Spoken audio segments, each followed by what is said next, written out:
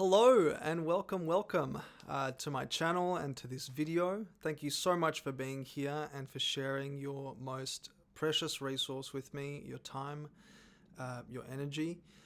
If you're an impact-driven entrepreneur that's struggling to grow their business and their impact, or maybe you're a seeker that wants more out of life, perhaps topics like spirituality and consciousness and the mind and psychology interest you, or maybe you're just someone who is experiencing a challenge or multiple challenges all at once right now, and it feels like you're being stretched really thin and you feel like it's really difficult to find your way out of the mess and the chaos, then this episode is for you. Absolutely. I'm going to be sharing with you one of the core tenets and components of our coaching framework, which has been an absolute game changer for me.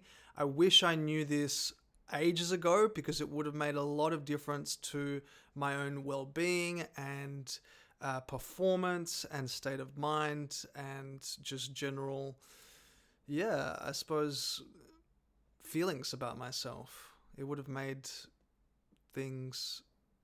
me feel like I could carry myself and move through my challenges with a bit more grace and clarity and ease.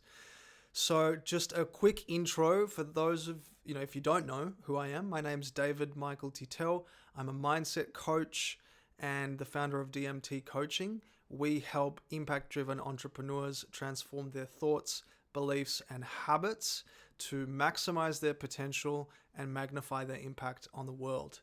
And I'm really excited to be here. This is one of the first few, if not the first, full-length videos that I'm going to be doing a real deep dive into, a topic that I'm really passionate about, which is, like I mentioned before, a crucial part of our coaching framework, and I believe a crucial part of life. I think if every single one of us could master this practice, there would be a lot more peace. There'd be a lot less suffering. There'd be more love. There'd be more independence, and a sense of healthy connection with one another, without grasping, without needing, without lack, or without scarcity. So without further ado, the way that our framework works is it's broken down into three core elements, which you can kind of picture like a triangle, right? If you can imagine a triangle, on the bottom left is vision, right? And before I go further on, I just want to, make it very clear that having gone deep into the personal development industry and felt very, very overwhelmed and confused by, so many people talking about the importance of hustle culture and waking up early and grinding, and then others talking about how important it is to surrender and to let go, and and cold showers and saunas and limiting beliefs and time blocking, and there's so much to wrap your head around, right? There's so much to wrap your head around, and I have studied personal development coming on 10 years. I've been to retreats. I've read the books. I've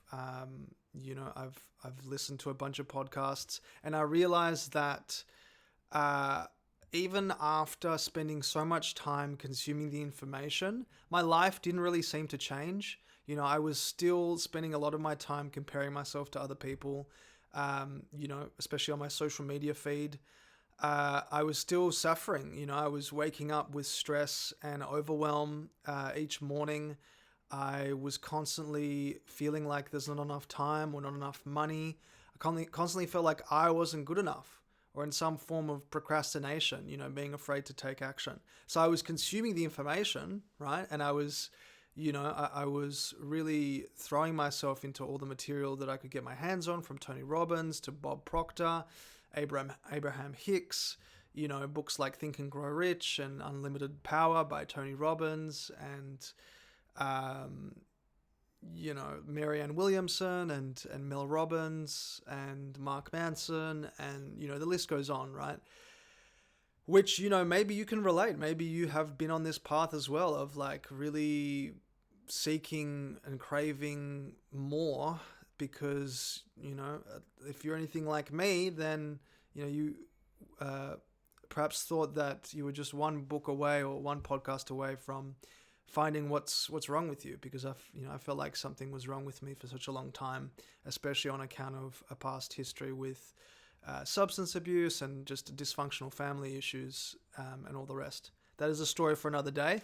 But if you're here, then I know that you want to go deeper, and maybe you can relate to certain parts of my story as well.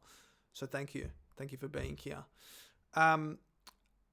One of the biggest reasons why I wanted to start a coaching company was to actually distill the chaos and overload of information that exists in the personal development industry to make it as easy as possible and as accessible as possible for people to actually implement information and realize some sort of transformation in their lives. Because I went for years consuming information and nothing changed, and it sucked. It really sucked, and I don't want you to have to go through that. So, the first component of our empowered mind coaching framework is vision.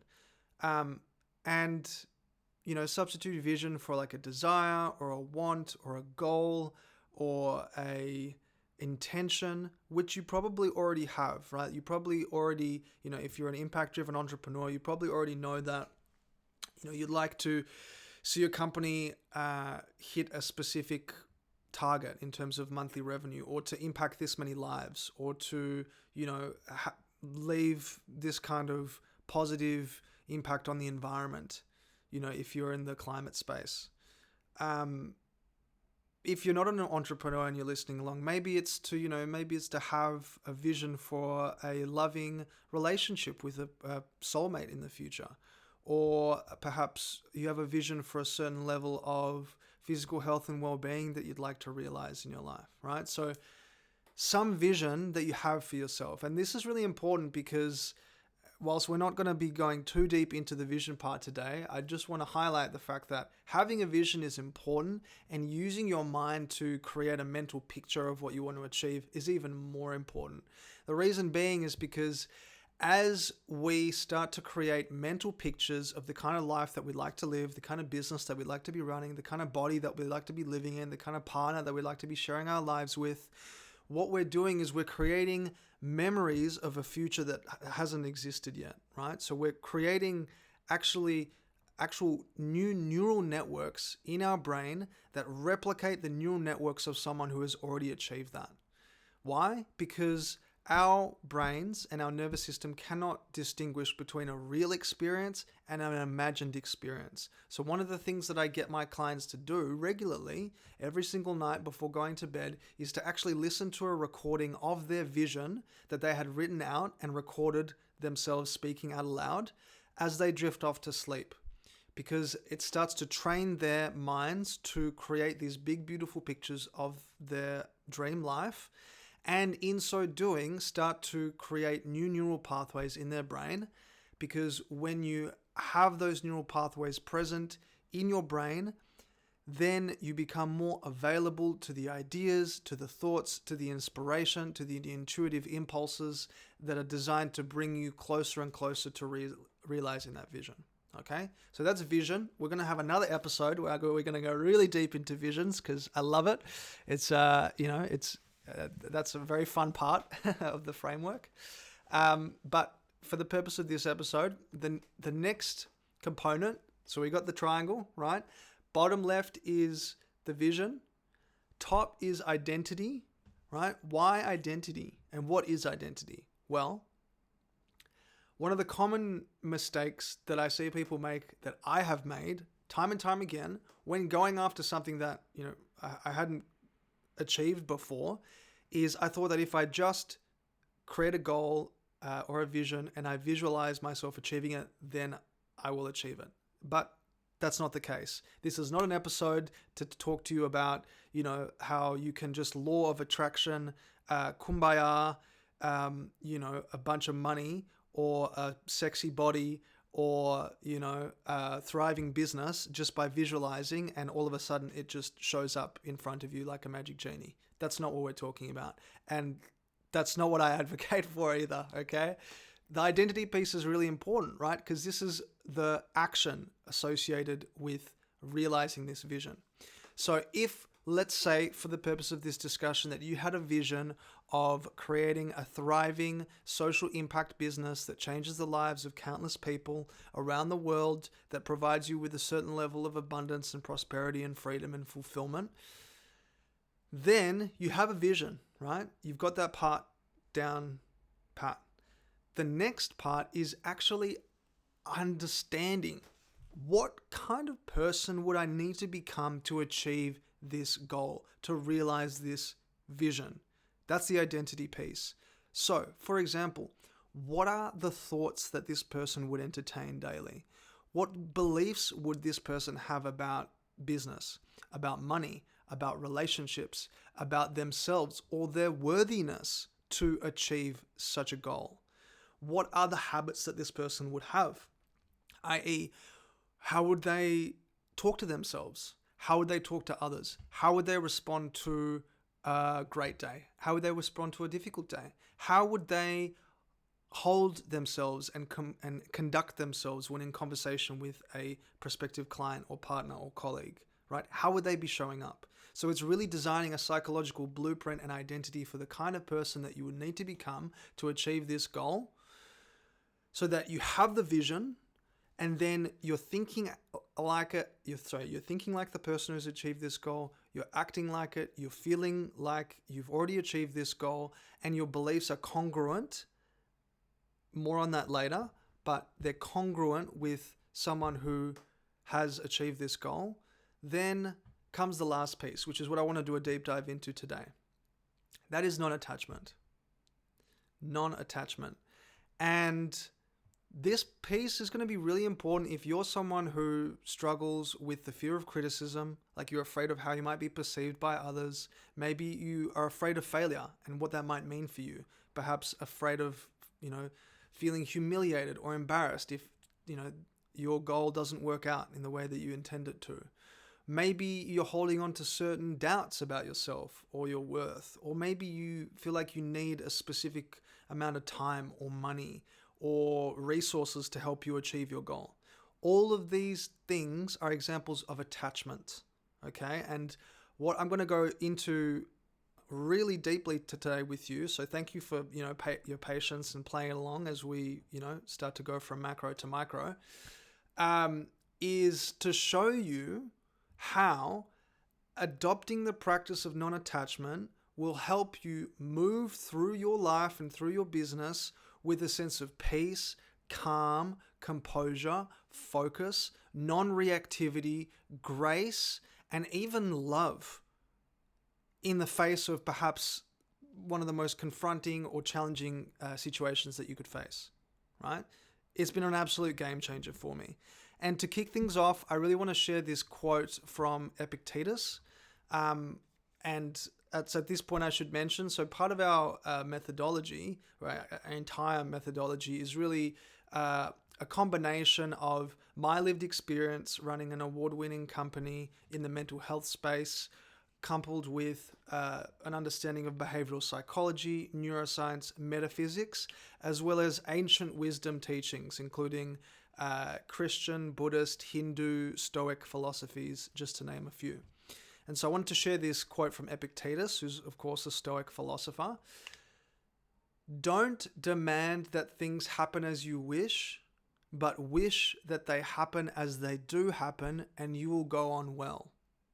And I think that's such a beautiful reflection of what non-attachment is, because I think in a world where we have almost become, we have become conditioned to expect things on demand and feeding our sense of instant gratification through things like, quick likes and validation on social media to, placing an order on Amazon and getting it the next day, or placing an order with Uber Eats and getting it in 20 minutes, right? We become very expectant that things happen as we wish them to.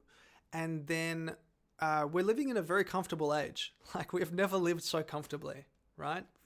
For the majority of us who are listening here, you have an electronic device that you can listen to me on. You likely have shelter and food in the fridge, and a TV, and we've become, I think, enculturated and conditioned to live in a certain level of comfort. And so I think for a majority of people, there's a demand that things happen as we wish. But what Epictetus says is, wish that they happen as they do happen, because the truth is life can throw us all kinds of unexpected curveballs. And if we can adopt the practice and the perspective of wishing that things happen as they do happen, right? Oh, I applied for a job, but I didn't get it. Great. I'm glad that that's the case. You immediately start to move into this state of non-attachment, and it becomes very liberating. And I want to share a story with you to really start to enrich what this whole topic of non-attachment looks like from my own journey.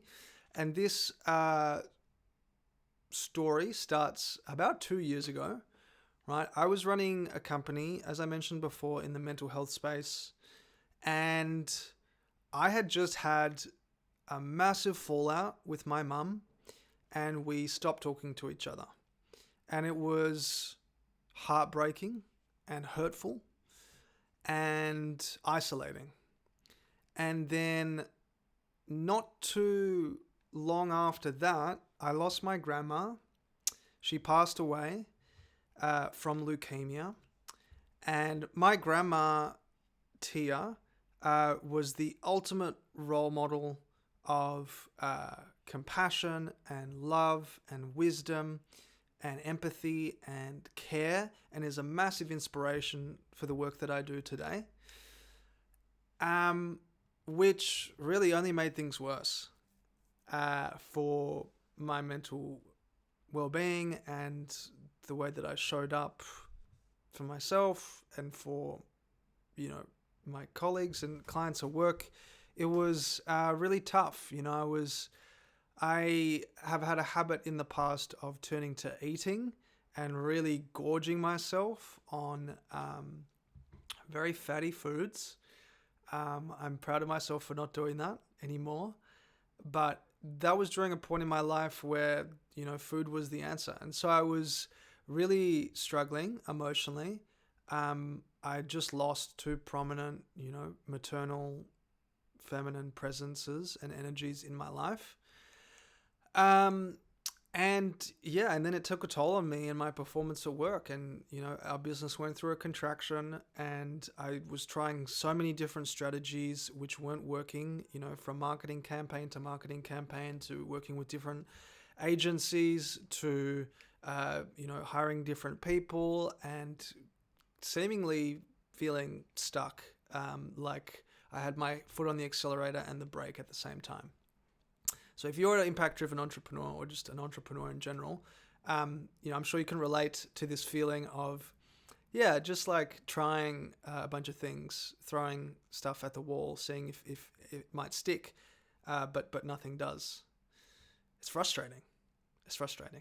And so that's how I felt. And I saw the impact that, losing my grandma had on my dad, that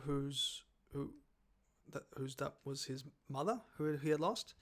And I realized, or I came to the conclusion that I think the best thing for us is to actually step away, because, everything that had happened was draining us and it was hurting us. And no matter how much we would try and do more in our respective careers and in our lives, the more stuck we felt. And so I share this with you because, if you're like me, which I think maybe for the majority of us, I want to say there is a natural tendency for us to want to control things. Like we want things to work out in the way that we'd like them to, right? And that wasn't happening. And so then when it feels like we've lost control and we feel powerless over our situation, it's scary, right? It's really scary. It's like, oh my God, I'm like, in this downward spiral of grief and loss and suffering and abandonment. And I'm trying everything that I possibly can. It's not like I'm sitting back and I'm just scrolling on my phone. Like I'm actually taking action. I want to create some value and help people and do good work, but nothing's happening, right? And it sucks. And so this was, I think, in many ways my first test of non-attachment, because I was just trying to grasp onto so many things. I was grasping at the fact that I wasn't in a civil relationship with my mum anymore. I'd lost my best friend, my greatest teacher, my an earth angel in my grandma, and I was just grasping at the fact that she had passed away. And I was just grasping at the fact that nothing was working at work and in my company. And so I just felt like, and I use the word grasping. This is a Tibetan Buddhist influence, where the mind tries to latch onto things, right? To feel a sense of comfort or safety or security. It's like, oh shit, like, okay, now I don't have my mum, now I don't have my grandma, now I don't have my work. It's like my identity is crumbling away. And it's like, what do I have to latch onto? And so that was an opportunity to practice non-attachment. And what that looked like for me was actually completely removing myself from the situation. Dad and I took a trip to New Zealand and we just moved away from the situations. Now, I just want to make one thing clear. This isn't an avoidance. This is changing our consciousness by moving away from the solution. Because what can happen is when we become so, caught in the weeds of the problem that we're grinding up against, no matter how hard we can try and fix it, we won't actually be able to reach some sort of solution, because we're coming from a consciousness that is in like this sort of hustle and grind and scarcity mindset, right? And this is a really, it's a beautiful quote that comes to mind from Albert Einstein, which is, we can't solve a problem from the same consciousness that created it. So a problem has emerged, right? It's created this consciousness of, of fear, of scarcity, of worry, of stress, of rumination, of overwhelm. No one has ever been able to achieve at least a permanent, lasting, sustainable, positive solution from fear and doubt and scarcity and stress and overwhelm. So the intention of going to New Zealand with my dad to bond, to be with each other, to heal, to mourn the loss of my grandma and my dad's mum was very healing for us. And I acknowledge that not everyone has the luxury of just jumping on a plane and, going overseas and having a holiday when, shit gets tough, right? But what I would encourage you to do is, if you are in this kind of situation where, like I said, you're feeling like you're out of control, your situation's lost control, you're feeling powerless, it feels a little bit crazy because you've tried so many different things and nothing seems to be working, move away from the situation completely and take yourself somewhere to do something that actually makes you feel good. Right? And this is what we would call in our program moving into an uplifted state, right? And to use the quote from Einstein, it's to actually change the consciousness from the consciousness that created the problem to the kind of consciousness that will birth the solution which addresses and fixes the problem. And after that, I started seeing, a therapist as well after New Zealand. I scheduled time for self-care. I got bulk massages, which I love. And lo and behold, I came back, and you know what happened? Not only did I feel more at peace, but we walked away with a number of awards in our company, lots of free mentorship and resources and support. and signed our biggest client at that point in time, and the most amount of money that I'd ever seen on a contract that I had signed personally, which was $40,000. And I was like, oh my God, like, how did this happen? It doesn't make logical sense for me to just step away from everything, right? And to delegate some responsibility and take time off, and then come back to all of these awards and, this opportunity to create impact and serve and support. We won a trip to India to explore global expansion and opportunities with investors.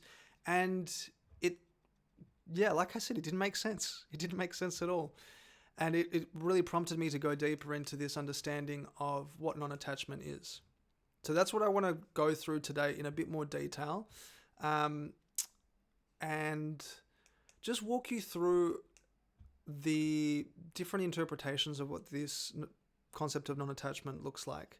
The Buddhists believe that non-attachment is a path towards enlightenment, and Stoics, which I'm sure you may have come across, if you're a fan of Ryan Holiday's work, or maybe you've read Meditations by Marcus Aurelius. The Stoic interpretation of non-attachment is effectively recognizing what's within your control and then accepting what's beyond it, right? Let's make one thing very clear. Non-attachment is not indifference or avoidance. It's not a lack of concern or a fear of engaging with the problem or the situation. It's not being cold or emotionally distant. It's not having a dull or passionless life. It's none of those things, right? And what will happen is your ego or your paradigm, which is a word that we use in our coaching program, which refers to the programming or conditioning that effectively controls our lives that we've been brought up with from childhood and from society and perhaps the people who we've surrounded ourselves with. That egoic identity or that program or paradigm, in those moments where we're feeling trapped, powerless, out of control, your paradigm will strive for a sense of control, validation, familiarity, and security, which is why, using the story that I shared before, it was like, oh my God, like I need something to control, to hold on to. I need some validation from my loved ones, but now I don't have them anymore, and what's more is it will impel you, or it will force you to attach yourself to people, ideas, and objects to fulfill these needs. It's why you maybe sometimes see someone who's really doing it tough and then jump into retail therapy and buy a bunch of stuff to try and make themselves feel better, right? That is the paradigm or the egoic identity's need to feel a sense of control or security. And so it will attach itself to material possessions. But, it doesn't have to be material possessions. It could be to people, right? It could be your partner, right? It could be a specific idea or unhealthy habits, right? Like drugs or alcohol or gambling or sex or spending, the list goes on. What non-attachment is, it's a proactive and mindful engagement with the world. It's actually, and I just want to acknowledge that if I'm looking away, I do have some notes in front of me. If I'm being completely honest, I'm a little bit nervous as well, because I haven't actually recorded a full-length one of these episodes yet. So I appreciate your understanding with me as we work through this together. But it's non-attachment is really embracing all of your experiences while staying grounded in peace, right? So there's no grab or there's no grasping or there's no attachment. It's embracing everything that's happening all around you, positive or negative, while staying grounded in this state of peace. It's having that awareness of my paradigm or my ego and its patterns, right? It's being able to zoom out like we just did before and recognize that, my ego, my paradigm is trying to attach itself to people. It's trying to attach itself to places, to things, right? And I can let go of that. It's being able to loosen the grip of these patterns and these programs and that they have over my life. And, perfect example from my story, like I mentioned before, eating, right? The paradigm's grip over my life in the past, when I was really struggling with a sense of powerlessness, a lack of control, a sense of craziness as I was trying to solve my problems and feeling lost and confused, was to start eating, is to order Uber Eats and just absolutely binge, because it made me feel a sense of security. It made me feel a sense of comfort and safety, right? Non-attachment also means letting go of the fear of loss or failure, and also trusting in a higher power of my own understanding. Now, you don't have to believe in God. You don't have to, and I'm not here to prescribe any religion. I wouldn't call myself particularly religious anyway. I really appreciate and acknowledge the teachings from a variety of different religions, and I believe and I know with the work that we're doing that science is starting to catch up with some of the things that spirituality has been saying for a very long time. So you don't have to believe in a God. If you're taking a metaphysical perspective, you might, believe in a quantum field, or a universe, or source energy, or God, or the vibration. The thing is, regardless of what you believe in, I think you can always take solace in the fact that even in those moments in your life where you thought that you weren't going to make it and that, things were going to come to an end, the resources, the support, the safety, the comfort showed up for you. So you can always take solace in the fact that life is always working for us, and that even in those moments where things seemed really dark and scary, they actually turned out to be some of the best moments and experiences of our life, right? And so I place trust in that. So it doesn't have to be God. It could be life. It could be the quantum field or the universe or source energy. But non-attachment, I believe, true non-attachment is a neurology. It's a state of mind. You can feel it in your nervous system. And I believe placing trust in a higher power or having faith in a greater organizing principle and system can help facilitate this practice of non-attachment very powerfully. Okay? What are some of the benefits of non-attachment? Well, your emotional well-being is enhanced. You become free from obsessive thoughts and fears. It catalyzes a shift from feeling worried to being present and grounded. It builds resilience and adaptability. You start to feel and maintain a sense of grace and composure through life and business challenges. And I've got a quote here. This is actually from a journal, a medical journal called The Current Issues in Personality Psychology.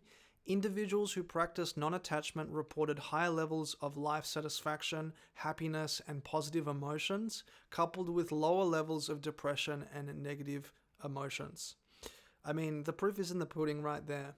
And my mission for you and for the work that we're doing is to really ground everything that I share with you, not just in my own personal anecdotes, but in timeless ancient wisdom, and then to support it with clinical evidence and evidence-backed sources as well. Okay, so I want to take a little bit of pause here and then encourage you to think about, well, what are some examples of attachment that I might have and be holding on to in my life or in my business, right? It could be the need to figure everything out on my own in business, right? As opposed to feeling comfortable to delegate responsibility. It could be attached to the idea or identity of working longer hours and working harder because maybe I've created this idea in my mind that that's what's necessary in order for me to reach the next level of growth and impact. If it's in my personal life, maybe it's certain people, who I feel like I need to attach myself to or latch onto to feel a sense of validation and security. Maybe it's my partner. Maybe it's a friend. Maybe it's a parent figure, right? And so there's an opportunity here to do some reflection and just take stock or take inventory. And I would even encourage you right now, write down on a piece of paper 3 examples of attachment that you might be having or holding on to in your career, your business, or your life. So pause here, take a moment to write that down, and we'll come back right now. So non-attachment's all well and good, Dave, but how do I actually do it? Okay, it sounds pretty complex and tough to hold on to let go of all of these fears and doubts when that's just been my case and my situation for my entire life. I get it, okay? And it doesn't happen overnight, right? But I've broken this down, and this is what we teach through our program, as well as a 5-step formula for practicing non-attachment. And it starts with cultivating self-awareness, right? You can't let go of your attachments unless you identify what attachments you have, and you can't identify what attachments you have unless you're self-aware, okay? Now, there are a variety of different ways that you can cultivate self-awareness. I'm a big fan of meditation and journaling. They're the 2 main ones that I advocate for. And I don't think there's like a magic silver bullet or anything when it comes to meditation. I think, I have my practices. I practice transcendental meditation and Mahamudra, which is a style of Tibetan Buddhist meditation. We have our own unique concentration practice, which has a Buddhist influence in our program as well. But I believe most forms, if not all forms of meditation, will help you cultivate some form of self-awareness, as will journaling. Getting out of your head, right? And being able to, zoom out and observe and acknowledge that you are not your thoughts, that you are the observer. Whether it's meditation, whether it's journaling, whether it's something else, it's being able to cultivate that self-awareness first and foremost. Okay, and then it's actually taking stock. Like I just asked you to do before, identify and take inventory of people, possessions, beliefs, outcomes that I might be subconsciously clinging to. Maybe it's the belief that I'm not good enough, or it's the belief that it's hard to trust people, or it's the belief that there's never enough time, or it's the belief that there's never enough money, or it's the fact that, or the belief that things need to work out in this particular way. And if they don't, then something's wrong with me, or something's wrong with the situation, right? These are all examples of unhealthy attachments that you can start to list and take stock of and start to let go of. Which brings me to the next point, which is shifting my focus from outcomes to efforts. When we're in attachment, we become very obsessed and fixated on things working out in a particular way, right? This process of letting go of people, possessions, beliefs, and outcomes is a gradual process. It doesn't happen overnight. It's like doing reps in the gym. When you're, or if you're running, or if you're doing a sprint, or you're lifting weights in the gym, you do reps, right? And you become stronger, and the muscle becomes stronger with each repetition. All that we're doing here is we're starting a new practice. It's building a new habit. It's getting stronger at letting go of these things, right? And what's happening here at a neurological level is those old neural pathways that were firing and wiring around, yes, I need this person, or I need, this pizza, or I need, these shoes, or this jacket, whatever unhealthy attachments that you have. In the past, those neurons in the brain would be firing and wiring like, shit, I'm out of control. Okay, I need to buy this, or I need to eat this, or I need to spend time with this person, right? Even though deep down we know it's unhealthy, okay? What's happening is as we get into the practice of cultivating self-awareness, identifying and letting go of these things, right? Shifting my focus from outcomes to efforts. We're actually building new neural pathways. We're teaching our brain and we're teaching ourselves not to react, not to attach when shit hits the fan. And as a result, those old neural pathways that would fire and wire when, I would lose my shit and then I would buy a pizza and eat it, right? Those neural pathways start to prune away and they start to fall away. And what happens over time, and I don't know how long this takes, right? It's different for everyone, but I think if you can stay loyal to this practice, from what I've seen, you can, get into this habit of non-attachment and at least let go of these old habits within 60 to 90 days. I've seen it happen much faster than that, but I think that's being conservative as well.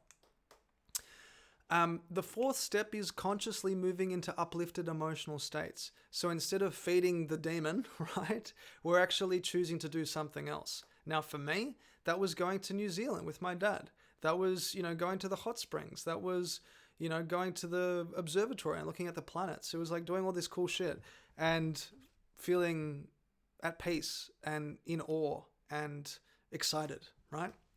For you, it could be going for a run, or it could be going to the sauna, or it could be, maybe it is shopping, right? But as long as it makes you feel good, and it doesn't create this sense of resistance in yourself around, I can't believe I spent this much money on that. That's when it becomes a problem. But if you're taking yourself and you're doing something that's nourishing, right, that feeds you in a positive way, that shifts you from a lowered emotional state, from feeling powerless and out of control and crazy to feeling at peace, connected to others. Maybe it's spending time with your furry friend, right? And after that, step 5 is placing my trust in a higher power of my own understanding. It's understanding that, okay, my situation might look unmanageable right now. And, it might seem like it can't be resolved whatsoever. I am choosing to practice non-attachment. I'm going to place my trust in the higher power of my own understanding and trust that things will actually work out for me in the same way that time and time again in my life, things have worked out for me. I can't stress this enough because I think this is something that we can forget. And I've forgotten, and I've really had to teach myself and train myself to remember this time and time again. In my darkest moments, it has always led to so much light and so much love. But then when we experience another dark challenge in our lives, then we believe that it's the end of us. But that's not the case. It's actually the setup, and it's the, whoever plays volleyball here can help me out. It's the spike, or, whatever the person who does the thing and then the other person, slams it. You know what I mean? It's the setup. It's setting you up for something even more magical, and it's showing you that things always do work out for you. Maybe not in the way that you expected it to, but things always work out for you. So those are the 5 steps. Cultivate self-awareness through practices like meditation or journaling. Identify, take stock, make a list of all the people, possessions, beliefs, and outcomes I may be subconsciously clinging to, right? So that you're aware of it now. Then when you get tested, let it go. Let it go. Let it go. Shift my focus from outcomes to efforts.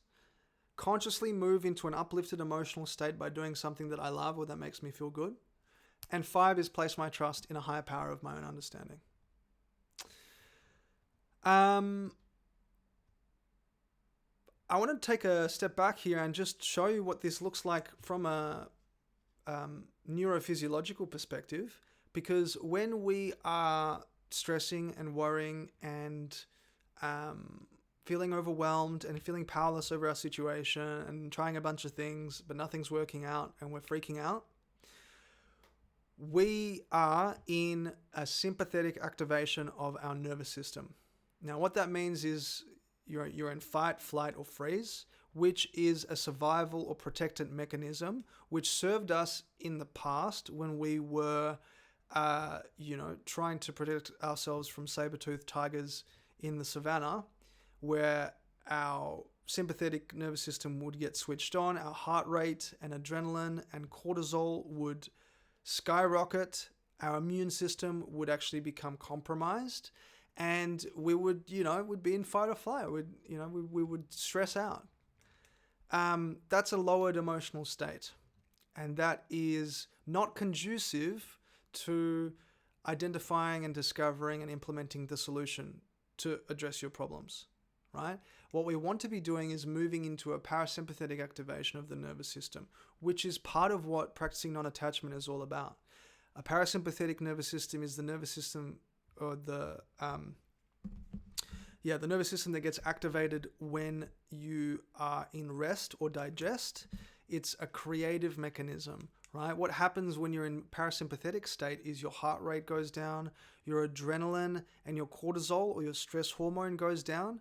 Your endorphins and oxytocin, these love hormones, these feel-good hormones, they get boosted. Your immune system is boosted as well. This is a state of being where you are creative, where you feel inspired, where you feel at peace, calm, confident. This is a state of being that's conducive to building a successful business, to attracting the perfect soulmate for you, to nourishing and building a strong, fit, healthy body.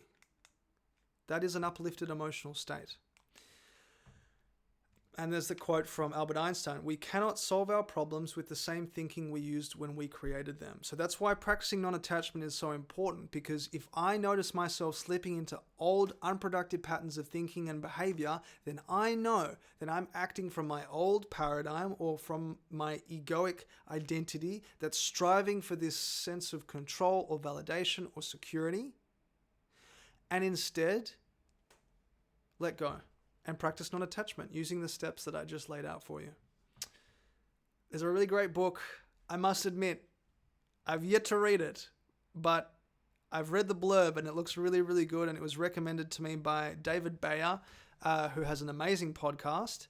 And it is called "When Nothing Works, Try Doing Nothing" by Dr. Frank J. Kinslow.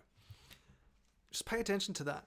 When nothing works, try doing nothing. So if I've had a fallout with my mum, if I've lost my grandma, if I'm trying a bunch of stuff at work and nothing seems to be working, and it feels like everything is just crumbling all around me, nothing seems to be working, maybe I should try doing nothing. And lo and behold, that made a world of difference for me. And I believe that, it can make a real world of difference for you as well. So I'm going to leave it there. I really, really appreciate you for making it this far, for sticking around and for being patient, and just receptive to everything that I'm sharing with you. I would love to hear from you. If any of this resonated with you, then please drop me a comment. If someone that you know who is perhaps feeling lost or powerless, or struggling around their situation, they're trying a bunch of things but nothing's working in their business or their life, please send this to them. I would really help us get our message out there, and would really help your friend potentially as well. It could very well be the thing that they need to hear. So thank you again. It really means the world, honestly, that you've stuck around this far. And, if anything came up for you, right, please reach out to me. You can drop a comment. You can get in touch via any of our social media accounts. My name's David Titeu, Titeu. And either me or one of our team members will be happy to get back to you. And have a really beautiful day or night ahead.